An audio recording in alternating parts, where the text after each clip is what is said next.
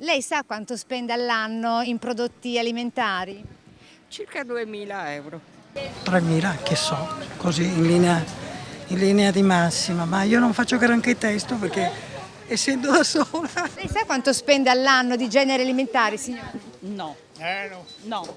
Il budget è quello del piacere. Treviso, città dove la borsa della spesa è pari a oltre 4.100 euro l'anno, costa di più in assoluto nel Veneto e seguita soltanto da Verona. A dirlo un'indagine del Sole 24 Ore, ma secondo questo residente di Pordenone incontrato a far spesa al mercato di Treviso, la classifica non sarebbe veritiera. Vi posso dire invece che anche in Friuli c'è questo fenomeno e che solo per il trasporto maggiore di distanza, anche nei carburanti e roba del genere, è tutto più caro di là, malgrado le facilitazioni che ha la regione. Qual è il prodotto alimentare che costa di più?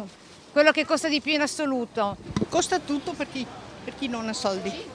Secondo me il pesce che bisognerebbe mangiare è ancora quello più caro. Dopo la carne va in secondo, la frutta non più molto. Però secondo me il pesce è ancora abbastanza caro, se lo vuoi di qualità, perché se è sempre quello congelato non è granché. Il pesce fresco assolutamente, Costa tanto o costa poco? costa tanto, costa tanto. Che costa di meno qual è? Di tutto, le sardine, le alici, gli sgombri, Cioè quanto al chilo? 2 euro le sardine, 3 euro le alici, gli sgombri e 5 euro, tutta roba fresca. La carne si spende sempre di più sulla carne.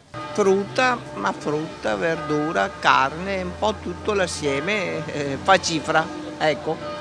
Allora è meglio non fare i conti. Meglio, sì, meglio. Qualche prodotto in offerta speciale oggi, che è 16 di agosto?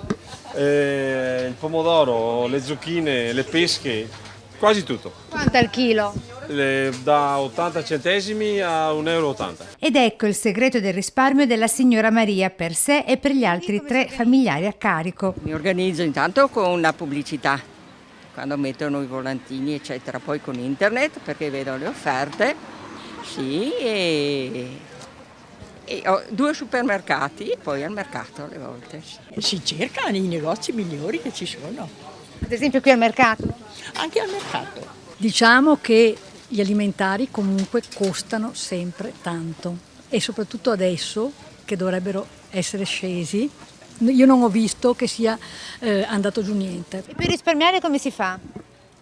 Si deve mangiare meno con quel governo che abbiamo, non si deve proprio mangiare né fa niente perché la pensione non basta più.